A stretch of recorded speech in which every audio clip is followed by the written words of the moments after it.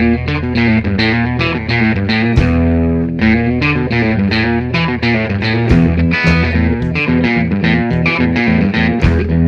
a todos e benvidos un día máis a Cotío. Como xa sabedes, o noso espazo de entrevistas en Badal Televisión. Hoxe está con nós Adela Figueroa para falarnos do seu libro, a súa primeira novela, a pesar de que xa ten experiencia en publicar, pero máis no eido da poesía, para contarnos un pouco de que vai a súa obra. Que tal, Adela? Benvida, como estás? Hola, boa tarde.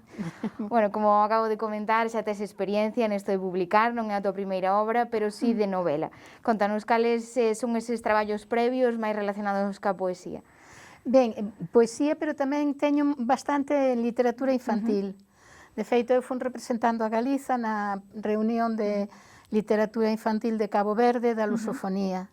Entón, porque é un tema que me gusta. Teño 3 netiños e a mí líanme moito cando era pequena. Meu pai líanos, era un momento, como non había televisión, pero eu lembro aqueles momentos con moito, non sei, con moito agrado.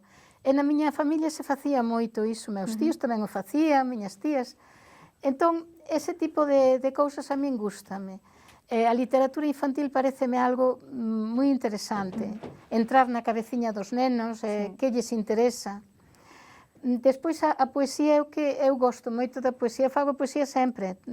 En calquera momento, en calquera lugar, fago poesía. A veces fago libros de poesía con temática, ¿no? Por exemplo, o último que publiquei, que foi Memoria de pés sen sombra, está dedicado aos refuxiados, refuxiados quer da guerra, quer refuxiados climáticos. Ese é un tema que me atrae, me interesa.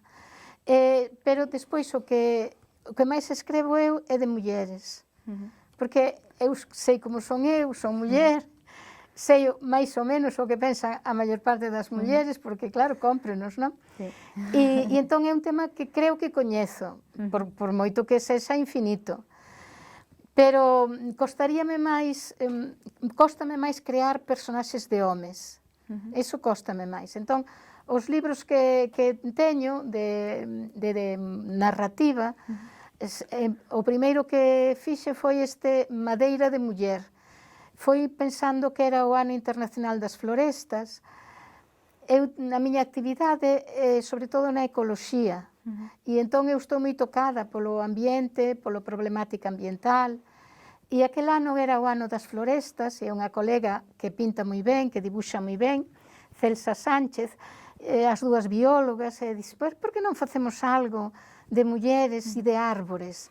E, efectivamente, ela no deseño creou o que se chamaría Muller Árbore, porque son unhas mulleres que moi bonitas, con ponlas, e sempre gordechiñas. A min gustan as mulleres gordechiñas, porque, ben, é así máis, non sei.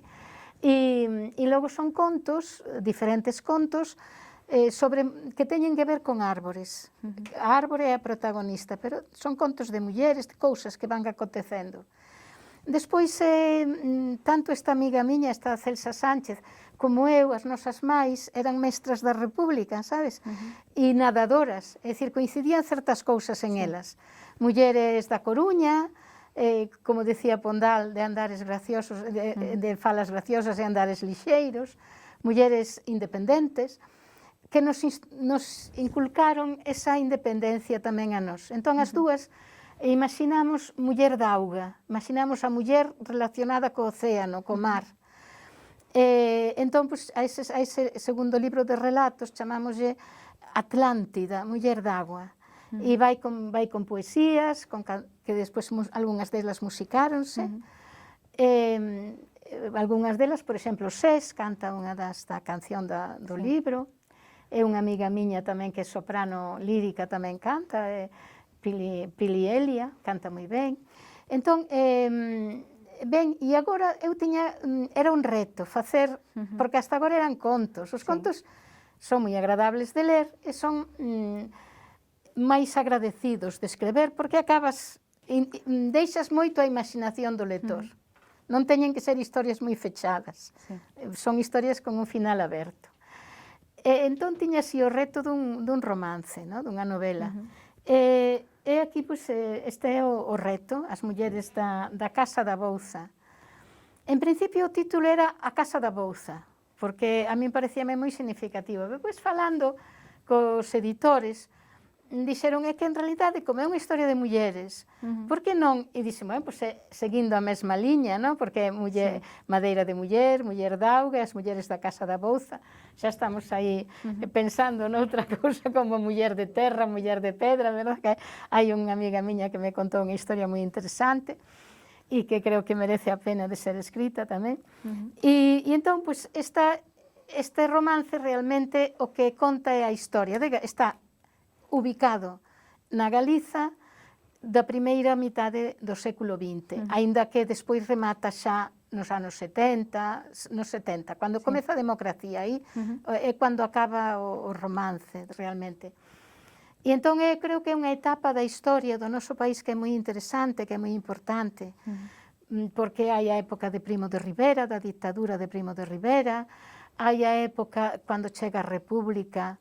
Eu na miña casa sempre escoitei a chegada da República como unha festa inmensa. Esa era a festa, eso é o que me transmitiron na miña familia.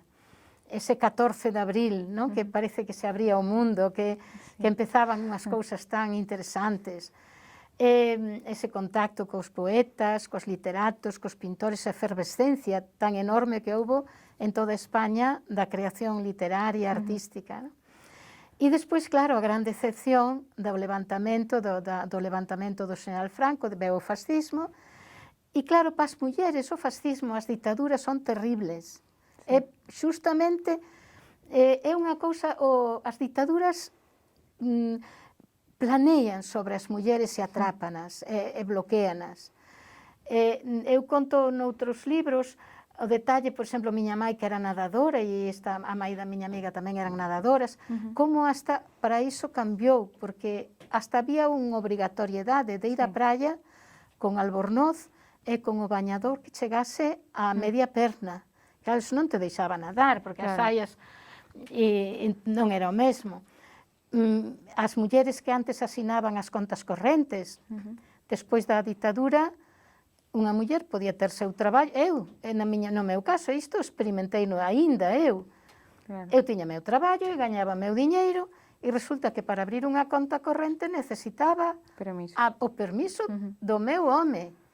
E non importaba que tú foras a que mantiveses a familia, resulta que, o sea, eso é indignante, son cousas, verdade?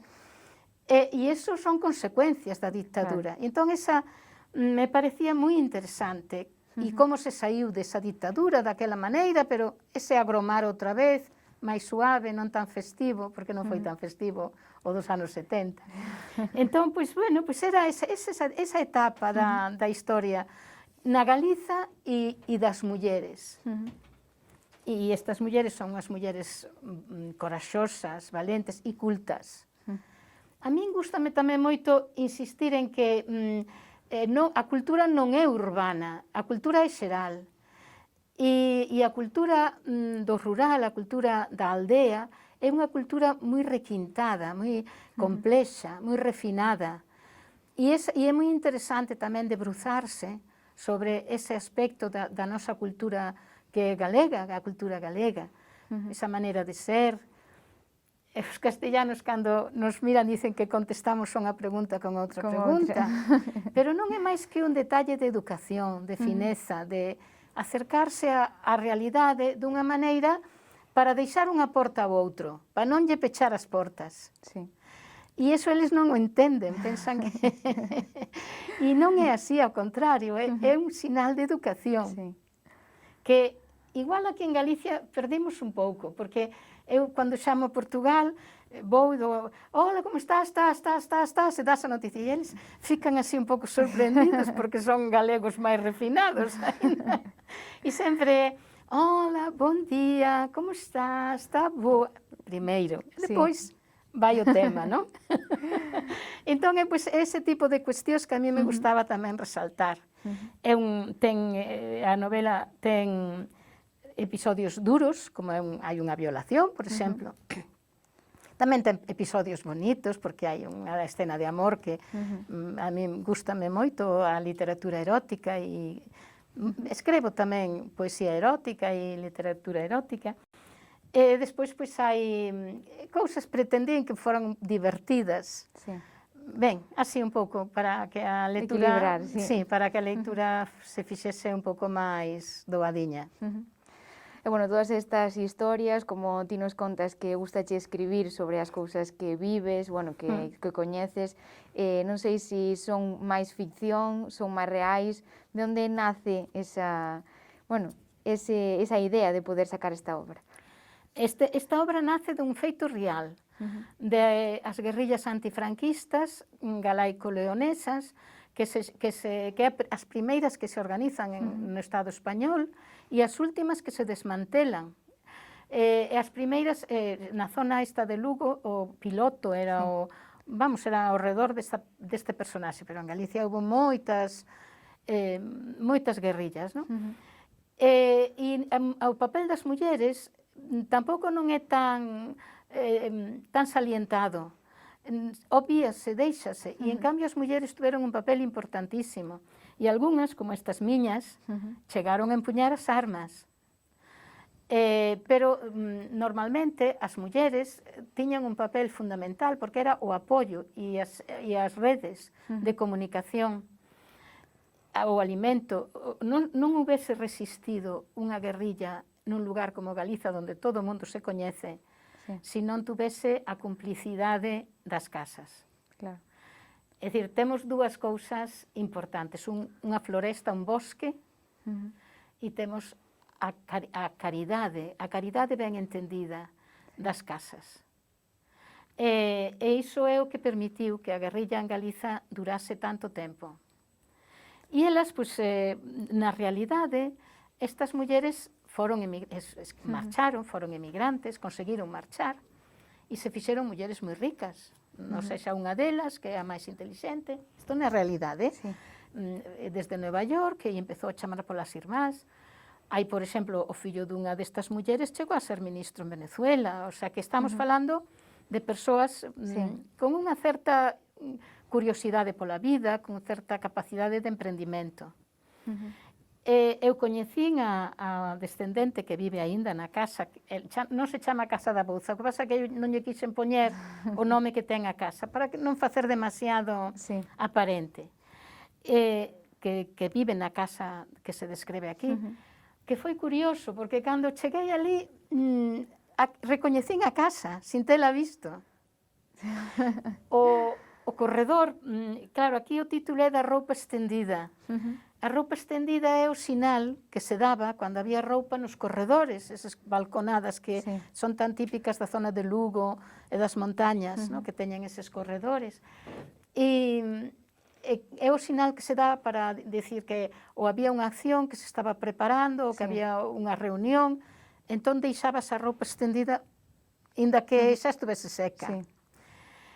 E por iso é o título, non? E eu recoñecín a casa. Xa transformaran o corredor, cerrárano, para gañar unha habitación, un espacio máis, pero recoñecíase ben.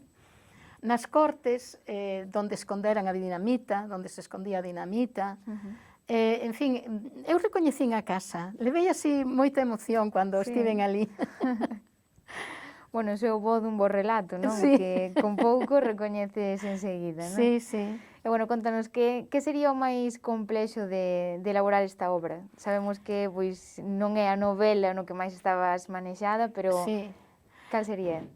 Pois, en realidade, o comprimento. Eu non gosto dos libros gordos, non? Cánsome de ler, eu quero que sexa o xusto, que sexa, como son ecoloxista, non me gustan os excesos, por ningún lado. E por un lado tamén, había que artellar unha historia, e había que lle dar contido. Entón, ao principio, cando fixen o primeiro borrador, era nada. Dixe, non, isto non pode ser. Entón, vas enriquecendo as personaxes, e vas enriquecendo tamén o entorno, o ambiente. Descríbese moito a paisaxe aquí, porque eu creo que quen non coñeza Galiza é unha maravilla de diversidade, de paisaxes, aínda que a maltratamos, porque está moi maltratada, pero, no entanto, a natureza é poderosa. Aquí a natureza ten moito poder. E entón tamén detéñome un pouquiño na recreación das paisaxes. No xogo que ten a protagonista, como é unha, claro, é soñadora, unha muller con imaginación, por iso se abre camiño no mundo e se fai tan rica e, en fin, porque tamén ten moita imaginación, entón ela ten un xogo que deixa vagar os ollos, e, bueno, descríbese varias veces ese xogo da protagonista.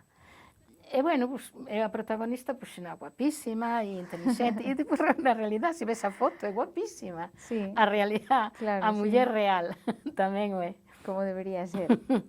E, bueno, contanos, non sei se estás xa traballando en algún proxecto que teña un pouco que ver ca novela ou outros que teñas a medias. Con outras contaronme unha historia interesante, que a mí parece que merece. O que pasa que eu son lenta, non son de repente me poño, para poesía sí. Para a poesía, sí, agora mellor estou falando contigo, aí tes un laciño e tal, e digo, pois hai unha cuestión estética que me está chamando. Pero cando é a escrita, a narrativa, ten que cocerme na cabeza, necesito que coza. E entón, pois, sí que estou artellando aí unha historia que creo que pode resultar moi bonita, porque traspasa tamén os continentes. Temos que pensar que somos un país emigrante. Igual que recibimos a xente con calidez, calidamente, tamén nos fomos polo mundo adiante. Entón, esta historia tamén é Atlántida nese sentido, porque vai dun lado a do outro do océano. E creo que, pero necesito aínda armala un poquinho máis. Con tempo aínda. Si ten que ver tamén co Carballiño. Pois estaremos aquí logo de novo contigo falando desa nova obra. E, bueno, contanos un pouco, ahora gustaríame remontarnos aos inicios. Sabemos, bueno, como ti nos comentaches, que eres bióloga e tamén profesora no ámbito das ciencias. En que momento, pois, como que che naceu esas ansias de escribir, que é un mundo quizáis máis de letras, non? Sí, porque eu tiña escrito, por exemplo, eu facía libros de texto, teño libros de texto para todos os anos de bacharelato, e libros de profesor, da revista do ensino, Xosé Paz Rodríguez era, bueno, as xornadas do ensino, e eu fui directora da revista do ensino, polo tanto escribía aí. Nesas, digamos, cuestións profesionais, cuestións da miña profesión, escribín sempre. Pero eu diría que na miña vida houve un momento importante, que foi o do Prestige. Xa pasáramos moitas cousas, porque había o da Fosa Atlántica, que foi unha loita de adega moi importante, que se gañou. Pero cando foi o do Prestige, eu fui moi xocada. E iso que estaba vivindo en Lugo, non vivía... Eu viví 26 anos en Pontevedra, e nese momento do Prestige eu estaba vivindo en Lugo. E eu pensei, teñome que poñer a andar, teño que botarme.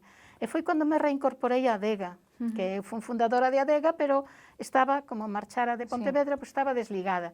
Entón reincorporeime e sentín moi tocada por ese drama ambiental. E logo, a seguir, foi a guerra de Irak, non sei se, bueno, te lembras, e eu creo que esa foi a primeira poesía que fixe na miña vida, cando bombardearon Irak. Me tocou tanto no espírito, fun tan xocada, fun tan así, tan impactada, que me pensaba naquel lugar donde se xenerou a civilización occidental, pode ser, entre o Tigris e o Éufrates, ou onde se pensa que estaba o paraíso. Bueno, eu creo que o paraíso estaba aquí na Galiza. Na miña familia sempre dixeron que o paraíso estaba cerca de Betanzos, nun lugar que se chama Chelo, porque se chama Chelo porque é o ceo. Na miña familia din iso. Pero oficial, vamos, a cultura, a agricultura, no creciente fértil. Pensar que se iban a botar bombas ali naquel lugar tan refinado, con tanta cultura e con tanta historia, me doía moito. E víao moi injusto. E entón, como estaba moi afectada polo Prestige, ese foi o primeiro libro. Chámase Vento de amor ao mar. Eu mantive sempre moi boa relación con Isaac Díaz Pardo, e faleille, dixe, mira, teño aquí un feixiño de poesías, bueno, aquelo era un feixe desorganizado, de poesías, porque eu nunca fixera, simplemente foi unha cosa intuitiva, así, emotiva, e díxome, a min interésame, dalle forma. E houve unha amiga miña, Pilar García Negro, que é unha grande escritora, bueno, é unha autoridade na literatura en Galicia, e ela, sin dicirme nada, fíxome o favor de, dixo, mira, se non te parece mal, dinlle así este xeitiño, organizou, no? Sí. Aquel feixe así, informe de poesías así afectivas, ela deulle forma de libro. Entón, ese foi o primeiro libro que saquei, Vento de amor o mar, e despois a Berta así aquela xanela, dixen, esta xanela non a podemos deixar pechar. Gustouche e colleche ritmo, non? E claro, tamén era cando se empezaba moito a resaltar o problema da violencia sobre a muller, os matar as mulleres que morrían. Sí. E, bueno, e eu tamén estaba afectada por ese tipo de cuestións. Entón, sacamos esta a xanela aberta. Enseñamos xa tamén a miña amiga, esta que pinta moi ben, foi aí, fixo todas as ilustracións. Abre a xanela María, deixa entrar a luz do día, luz da noite, noite luz que te acompañan, que te guían. É un ritmo rápido, son poesías así de ritmo rápido, pero que reivindican a cuestión femenina.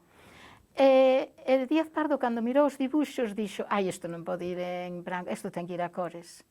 Entón, fixo un libro moi bonito, saiu un libro moi bonito. Despois, xa a partir dai, sempre utilicei a poesía como complemento do que é o texto, vamos, o texto, así, non sei, así te contestei as túas preguntas. Pero córtame, porque a mí se me deixan falar non me aforcan. Nada, non te preocupes. Bueno, pois estamos encantados de que viñeses aquí, onda nós, a contarnos a túa historia e tamén de que viñeses a presentar o teu libro aquí ao Carballiño. E eu tamén, encantada, e moi agradecida a miña amiga Pilar, que vai presentar hoxe. Xa nos coñecemos desde hai moitos anos, porque estamos en Adega, loitando aí polo medio ambiente, e agora nunha asociación que se fundou para preservar o patrimonio de paz de Xosé Paz Rodríguez, e entón estamos aí as dúas e estou moi agradecida ao traballo que está facendo ela. Esperamos verte de novo por aquí, logo con esa obra que nos deixaches aí entrever. Sí. Encantada de estar con nós. Bueno, pois moitas gracias a vos. E os nosos espectadores tamén moitas grazas por estar con nós e vémonos mañá de novo en Acotío.